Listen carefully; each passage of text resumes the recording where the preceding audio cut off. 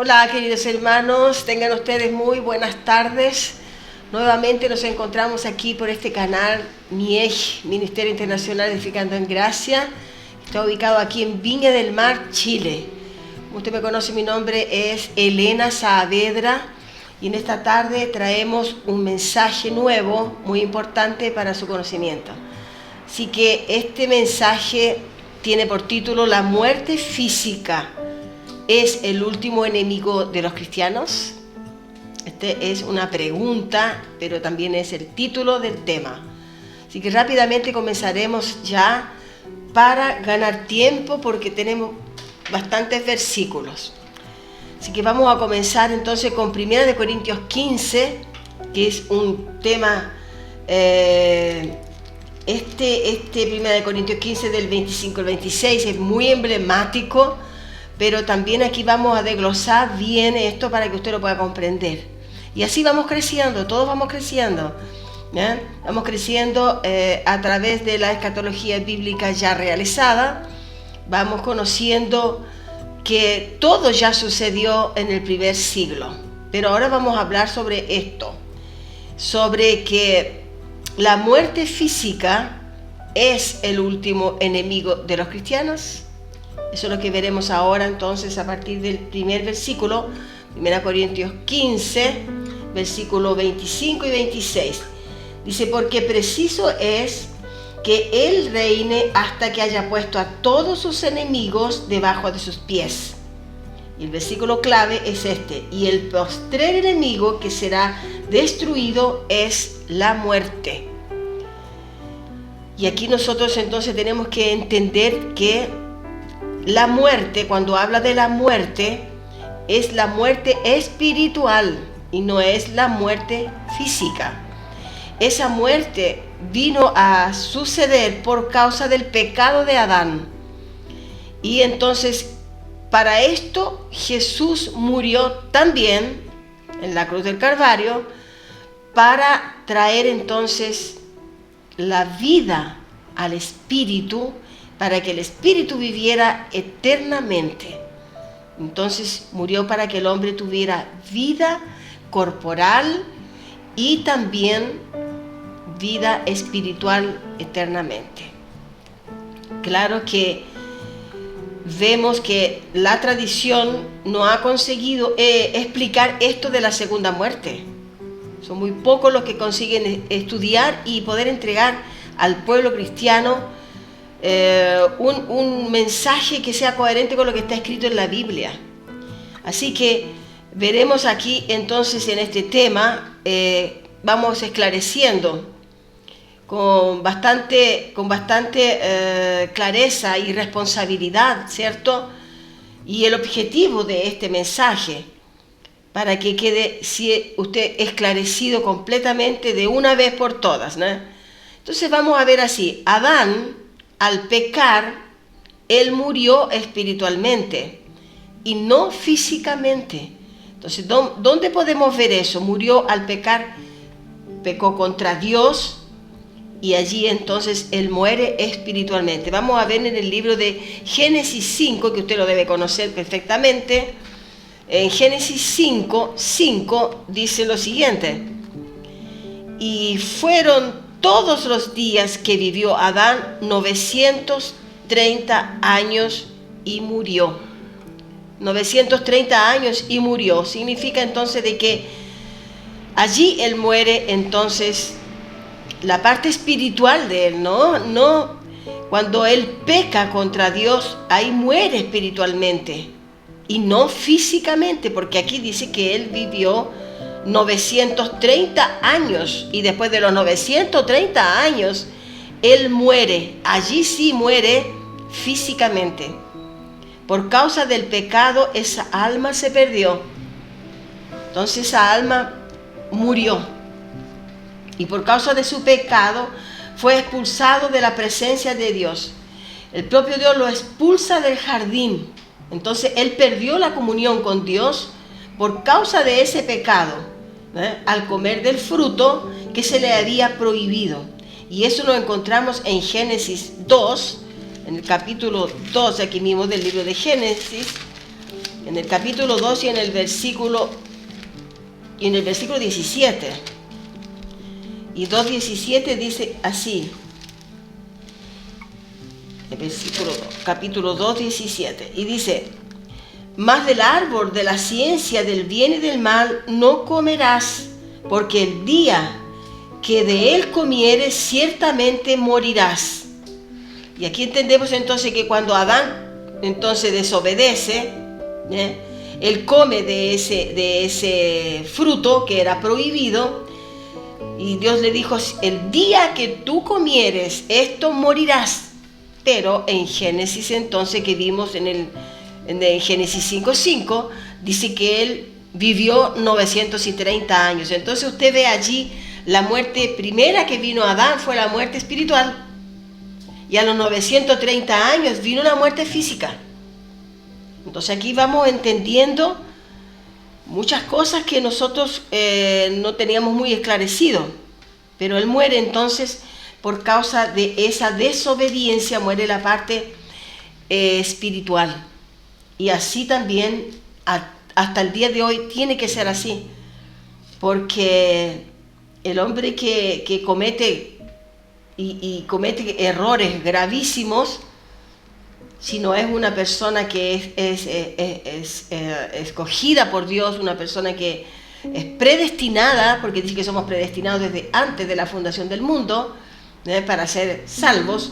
Si no es predestinada, comete esos errores todos graves, allí entonces también esa alma muere. Esa alma también muere espiritualmente, muere físicamente y espiritualmente. Esa alma se pierde tal cual se perdió Adán por causa de haber comido ese fruto, del árbol de la ciencia, del bien y del mal, que era prohibido. Entonces, la obra de Cristo fue justamente para restaurar la comunión con Dios, que fue perdida en Adán y en el Edén, en el jardín. Para eso vino Cristo, para ejecutar entonces una restauración en el ser humano, y traer vida entonces al cuerpo después de la muerte física, traer vida a la parte espiritual, el alma, ¿cierto? No físicamente, sino que lo espiritual. Entonces, hay ciencias que son, creencias que son absurdas, que no hemos comprendido en la parte religiosa, pero la escatología plena trae el esclarecimiento completo. Por eso se llama escatología, preterismo pleno. Trae entonces el método de la interpretación perfecta de todo lo que está escrito en la palabra de Dios, y esto es lo que nosotros estamos trayendo aquí. Por eso que son temas que usted tiene que escucharlo, volverlos a escuchar. Hasta aquí hemos entendido que el Señor le habló a Adán que el día que él comiese de ese fruto, de ese árbol de la ciencia del bien y del mal, en el día que él comiese, él moriría. Pero vemos entonces en Génesis 5:5 que él vive, ¿cierto?, 930 años. 930 años él vive allí con esa muerte espiritual dentro de él. Increíble, increíble. La obra de Cristo entonces justamente después viene para la restauración. En Efesios 2, vamos a ver qué es lo que nos dice. En Efesios 2 y el versículo 1, dice: y Él dio vida a vosotros. Aquí ya está entonces el apóstol Pablo trayendo la palabra de Dios al pueblo ya en el libro de Efesios, que estamos ya aquí ya en el siglo I. Y dice: y Él dio vida a vosotros cuando estabais muertos en vuestros delitos y pecados. Entonces, hasta ese tiempo, el Señor estaba ejecutando la restauración del hombre para que recibiese la vida eterna. ¿Por qué? Porque la muerte estaba aún sujetando a todas esas generaciones en el Seol. Porque Cristo vino y Él muere en la cruz para que Él pudiera entonces traer la restauración al alma que había pecado, al alma que estaba sujeta en el Seol, en el sepulcro. Y allí vemos que es un trabajo que el Señor hizo en la cruz del Calvario y que lo completó en el año 70. En la venida del Señor, Él restaura entonces en el tiempo de la resurrección. Es allí donde Él entonces rescata todas esas almas y entonces las libera de la mano de la muerte. Vamos siguiendo acá. Eso está en Efesios 2:1. Él vivificó el Espíritu, el cual en la nueva alianza en Cristo será contado para la eternidad. Solamente allí, cuando ejecuta entonces todo el juicio final, en el año 70, en el cambio del pacto, en aquel tiempo, allí se completa la restauración de la parte espiritual del hombre. Y allí entonces Cristo trae la restauración para esa alma, para la eternidad, que es una obra espiritual.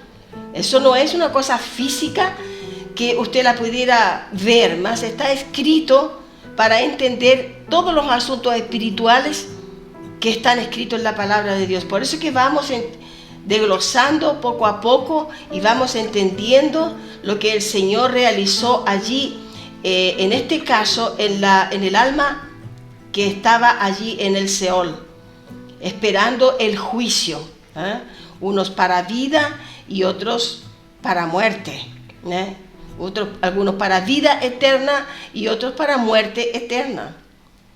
Entonces, el de la vida física,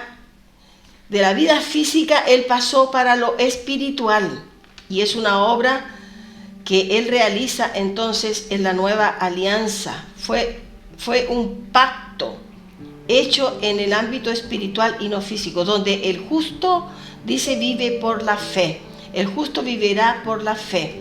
Vamos a ver otro texto que está en el libro de Lucas. En el libro de Lucas, en el capítulo 20. Vamos a ver aquí Lucas.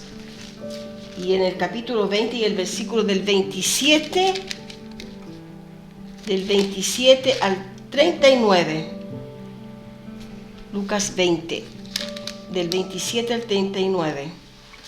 Dice lo siguiente: llegando entonces algunos de los saduceos, los cuales niegan haber resurrección, le preguntaron: Maestro, Moisés nos escribió, si el hermano de alguno muriere teniendo mujer y no dejare hijos, a su hermano, que su hermano se case con ella y levante descendencia a su hermano.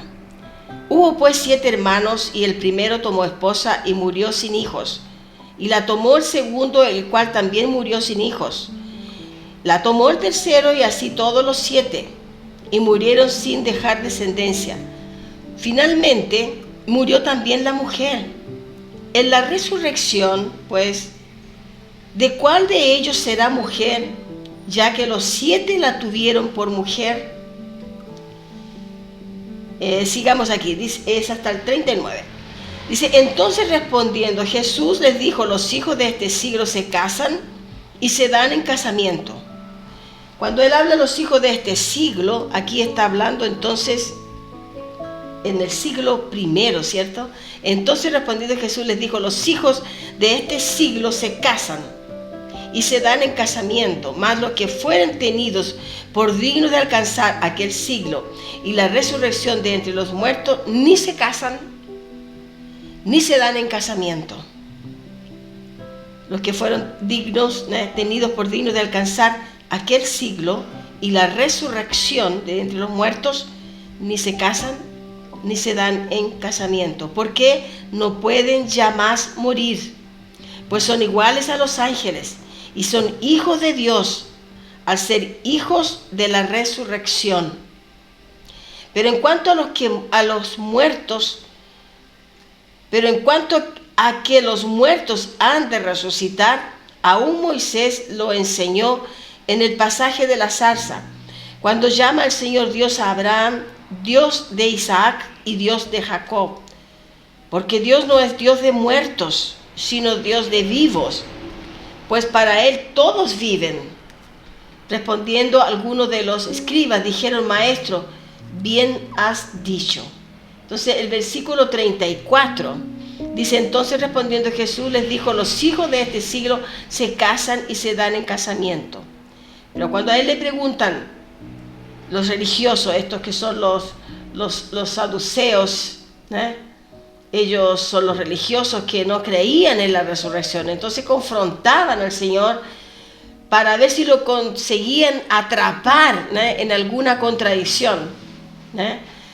Y así ellos querían probarle que Jesús también no era el Mesías, mas Él tenía todas las respuestas, porque sí, Él era el Mesías, y era el Mesías prometido que los judíos esperaban. Y así, entonces, querían ellos con estas preguntas, los saduceos, querían hacerlo caer en una contradicción.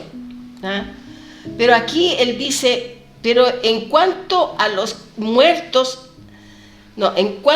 que los muertos han de resucitar, aún Moisés lo enseñó en el pasaje de la zarza, cuando llama al Señor Dios de Abraham, Dios de Isaac y Dios de Jacob, porque Dios no es Dios de muertos. Entonces, cuando Él habla Dios de muertos, no significa que Él está hablando de los muertos físicos, está hablando de los muertos espirituales, porque Él continúa siendo Dios de aquellos que están muertos físicamente y que su espíritu no está muerto. No sé si usted consigue entender, pero el alma que Él libró del Seol, y esa alma sube, ese espíritu sube a Dios, Dios continúa siendo Dios de aquellos espíritus, de aquellas almas, que aquí dice que serán como los ángeles. No significa que son ángeles, pero sí significa que serán como los ángeles. Serán como los ángeles, y lo que dice el Señor a ellos es que no tendrán un cuerpo físico, y que todo será cambiado. El cuerpo espiritual llega de manera glorificada al Señor. Llega allí, entonces, en el tiempo de la nueva alianza, los muertos resucitarían. Allí fue la resurrección de los muertos, tan esperada por la tradición religiosa, que van a resucitar los muertos, y ellos dicen que nosotros nos vamos a encontrar con nuestros parientes, con nuestros queridos, los que sentimos falta de ellos, que nos vamos a encontrar con ellos. Eso habla la tradición religiosa. La Biblia dice que seremos como ángeles. Y los ángeles también no tienen allí comunión sexual, porque los ángeles no tienen sexualidad. Así también será entonces en el tiempo de que los espíritus que retornaron, que fueron seres vivientes en la tierra, ellos también no tendrán esta parte sexual. Por lo tanto, allí va a ser otra vida que más allá no tenemos aún la información, pero sabemos que aquí la Biblia dice que seremos como los ángeles. Así que vivirán entonces en un cuerpo glorificado, y ese cuerpo glorificado, ese cuerpo no morirá. Entonces, porque es un cuerpo como ángeles, siendo hijos de la resurrección, que allí va a haber una diferencia. Me imagino yo que tiene que haber una diferencia, porque el ministerio angelical Dios lo preparó en la cantidad de ángeles, que ellos no tienen tiempo de vida, sino que ellos son eternos, porque son ángeles que están al servicio del Señor. ¿Me entiende? Pero los que mueren, el espíritu que regresa a Dios, como dice en Eclesiastés 12, versículo 7, dice que volverá ese espíritu entonces allí, pero no va a ser ángel, no va a ser de ese ministerio creado desde la creación del mundo, que el Señor creó el ministerio también de los ángeles para servirlo a Él. No serán igual, sino que será un cuerpo glorificado, pero serán como los ángeles, ¿me entiendes? Pero tendrán vida allí eterna, tal cual como los ángeles, vida eterna. Entonces, allí estos son los que van a resucitar, y los que ya resucitaron, que no se sabe la cantidad porque eso solamente le pertenece a Dios, ¿cierto? Entonces, por estos textos queda totalmente anulada una nueva vida física después de la muerte. No tendremos más vida física en la eternidad. Eso es invención de la tradición religiosa. Y nosotros, por no examinar las Escrituras y anotar los mensajes que oímos, creemos todo lo que se nos enseña a través de los púlpitos. En la eternidad no existe sexualidad, así que no habrá una vida nueva tal como la que se vive aquí en la parte de la tierra, aquí en la tierra, ¿no? Por eso que como ángeles, todos iguales, seremos entonces parecidos, no habrá hombre ni mujer, porque no hay sexualidad. ¿Está claro, cierto? Se entiende que tiene que ser de esa manera como está escrito aquí. Así que es un cuerpo espiritual, un cuerpo de gloria, un cuerpo glorificado, ¿no? Igual al Señor, que también Él vino, resucitó, y Él fue en el cuerpo de Él porque Él no tenía pecado. Ese es otro tema que también se habla de que vendrá entonces un arrebatamiento y la persona va a volar. No, el Señor fue, Él vino, ¿cierto? Él vino, nació de una mujer, pero cuando viene la nube, entonces Él va por sobre esa nube porque Él no tenía pecado, ¿no? Nuestro cuerpo debe tener un peso, ¿cierto? Un peso que no es para el cuerpo salir de la tierra y volar. No fue hecho para eso, pero sí para ser el espíritu ser glorificado. Y Jesús sube entonces porque Él no tenía pecado. Él nació de una mujer virgen y fue hecho su cuerpo. Quien preparó su cuerpo fue el propio Espíritu de Dios, y es por eso que Él pudo subir. Y además de eso, Él resucitó unas vidas allí, cuando después de la crucificación y la resurrección de Jesucristo, Él resucitó a unos poquitos allí para mostrar, escuche bien lo que le voy a decir ahora, para mostrar que Él venció la muerte. Él venció la muerte porque Él retornó a la vida. Entonces Él es el único que tiene el poder para resurrección, el único que tiene el poder para resucitar los muertos. Ahora, espiritualmente, no el cuerpo físico. El cuerpo físico, la tierra lo hace polvo, pero sí en la parte espiritual es la que regresa al Señor. Y además de eso, porque se comentó allí en aquel tiempo, cuando lo crucifican y después unos pocos van al sepulcro donde Él estaba y dijeron que no estaba el cuerpo. Entonces, ¿no?, los apóstoles y todos allí fueron a aquel lugar, pero algunos, no de los apóstoles, sino que de los saduceos, los judíos, dijeron que podrían haber robado el cuerpo, que los apóstoles habían robado el cuerpo y que lo habían enterrado. Entonces Él resucitó, y cuando Él resucita, todos entonces cae por tierra ese pensamiento allí, que ya estaba corriendo entre ellos, que ya habían robado el cuerpo. ¿Cómo? Si Él aparece resucitado, porque Él fue allí al Seol, resucitó, ¿cierto? Vino a la tierra de vuelta, ¿ya? Y entonces Él muestra las manos, Él muestra las marcas, las heridas que tenía allí por causa de los clavos donde fue clavado en la cruz del Calvario. Entonces, no es que robaron el cuerpo, Él apareció para esas dos cosas. Apareció para mostrar de que Él venció la muerte. Por eso que Él dice, el último enemigo a ser destruido será la muerte. Ese es el primer versículo que nosotros vimos. Dice que dice que la muerte, Él venció a la muerte. Jesús subió entonces en un cuerpo físico porque Él no fue engendrado por hombre. Él no tenía pecado, no tenía la semilla del pecado. Porque si no, no podría subir, porque Adán perdió entonces la parte espiritual. ¿Por qué desobedeció? Porque él comió del fruto prohibido. Y a eso se le llamó pecado. Pero la obra del Espíritu fue entonces formar ese cuerpo y también resucitarlo.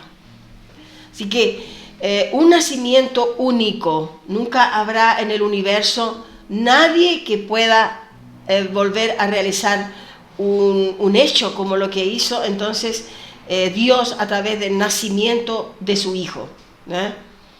Y nadie podrá entonces comprobar que el cuerpo de Jesús fue robado.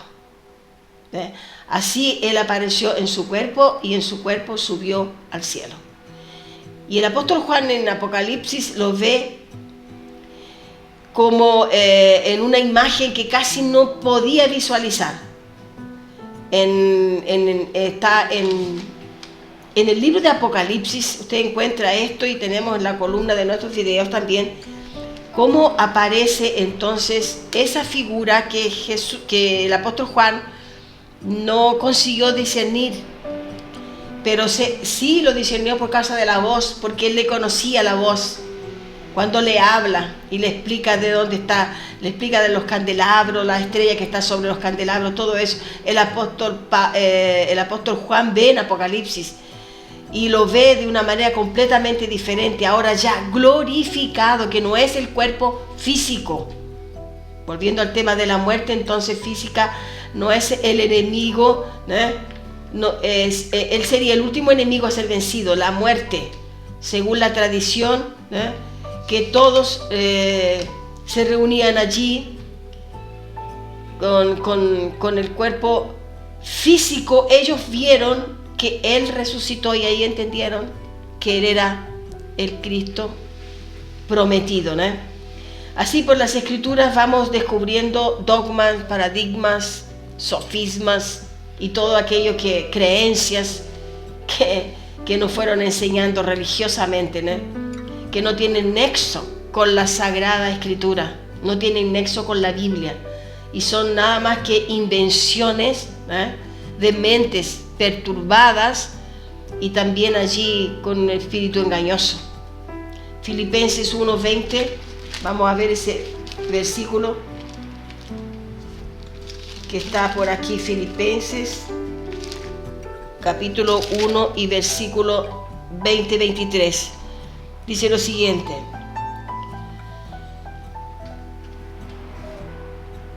dice, conforme a mi anhelo y esperanza de que en nada seré avergonzado, antes bien con toda enseñanza, Filipenses 1, versículo 20, con toda confianza como siempre, ahora siempre será magnificado Cristo en mi cuerpo, o por vida o por muerte. Aquí habla entonces de la muerte física y de la muerte espiritual. Porque para mí el vivir es Cristo y el morir es ganancia. Es como el premio, es como el galardón de vivir eternamente con Cristo aquí en la tierra o tal vez después de morir. Vamos al 23. Mas si el vivir en la carne resulta para mí en beneficio de la obra, no sé entonces qué escoger, porque de ambas cosas estoy dispuesto, y en estrecho, teniendo deseo de partir y estar con Cristo, lo cual es muchísimo mejor. El apóstol Pablo aquí entendiendo esta parte de que tendremos la vida física de una manera y también tendremos la vida espiritual de otra manera. Él siente que la segunda muerte para él, el segundo periodo, sería muchísimo mejor.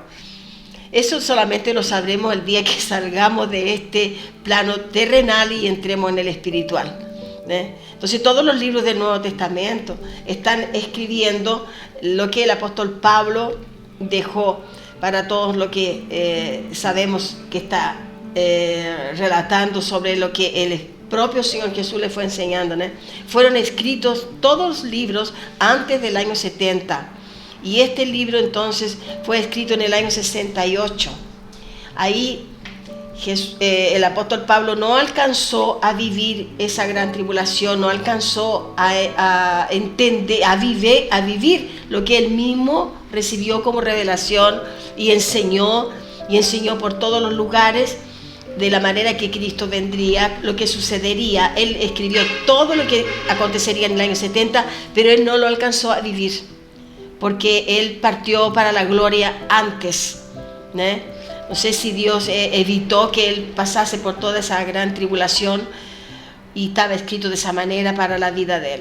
Así que, entonces el último enemigo fue la muerte. Nunca será de los cristianos, la muerte nunca será el último enemigo para los cristianos. Y sí, Cristo venció, fue la muerte espiritual. Por eso apareció resucitado en su cuerpo y mostró sus heridas de sus manos como prueba de que Él venció. Y en Él somos más que vencedores en Cristo Jesús. La muerte física no limita nuestra vida con Cristo eternamente. La muerte física, mire qué lindo esto. La muerte física no limita nuestra vida con Cristo eternamente. Maravilloso, ¿no? La muerte física nunca dejará en exilio la muerte física. Nunca será enemiga de los cristianos. La muerte nunca será enemiga de los cristianos. Somos seres espirituales sustentados por un cuerpo de carne. Cuando el Señor escribe en Efesios 1, versículos 4 y 5, dice que fuimos traídos en amor. Él nos escogió en amor. Y somos entonces predestinados para salvación desde antes de la fundación del mundo. Entonces eso muestra que nosotros somos seres espirituales sustentados por un cuerpo de carne. Ahora, con el entendimiento de la gracia de Dios, conseguimos entender que como seres espirituales tenemos una misión maravillosa, ¿eh?, que cumplir aquí en la tierra. Y todo es para la gloria del Padre. Somos seres angelicales en un cuerpo de carne. Tenemos una vida eterna que va más allá de nuestro entendimiento. Va más allá de nuestra lógica. Va más allá, ¿eh? Así que sabemos que la vida espiritual no se limita a esta vida corporal. Tenemos una vida eterna que va más allá y que no conseguimos entender porque no hay dimensiones para entender esto.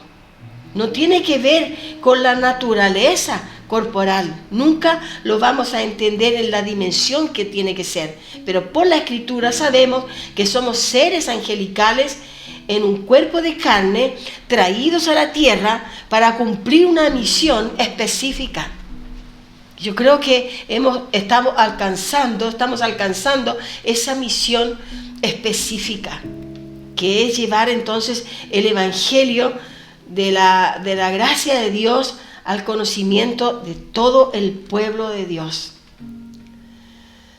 Y en 2 de Timoteo, que tenemos el último versículo, en 2 de Timoteo, capítulo 1, vamos a ver aquí el libro de Timoteo,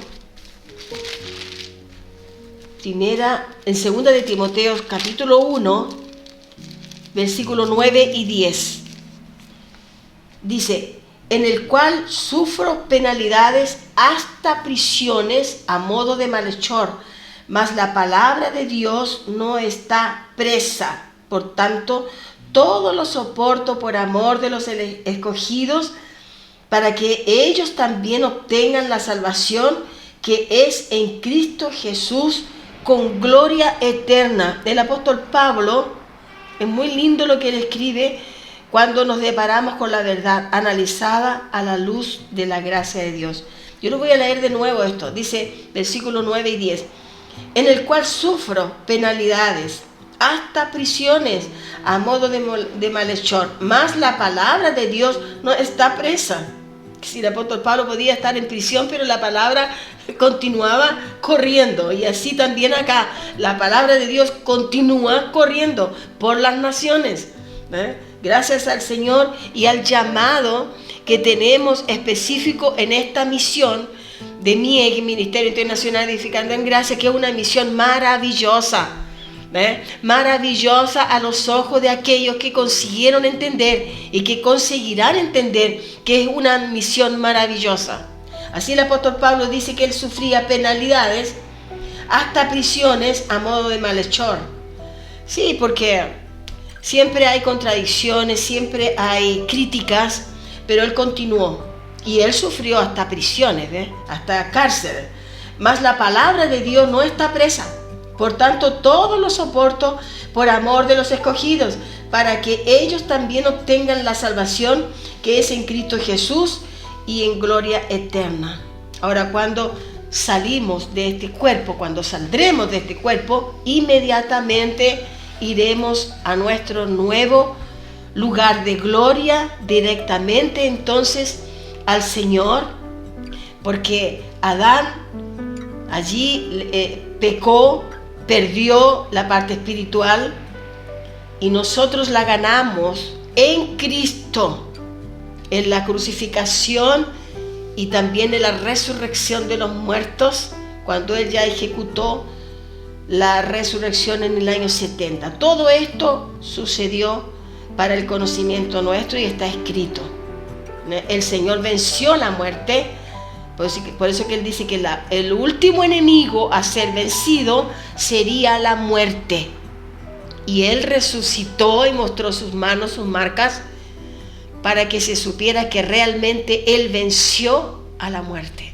Así que tenemos aquí un mensaje maravilloso que perdurará por los siglos de los siglos, porque la Biblia está escrita y nadie puede dudar, porque la palabra de Dios se responde a ella misma. Con esto lo dejamos entonces, terminamos este mensaje y lo dejamos invitado para una nueva oportunidad, si así Dios lo permite. Que tenga una linda tarde, gracia y paz.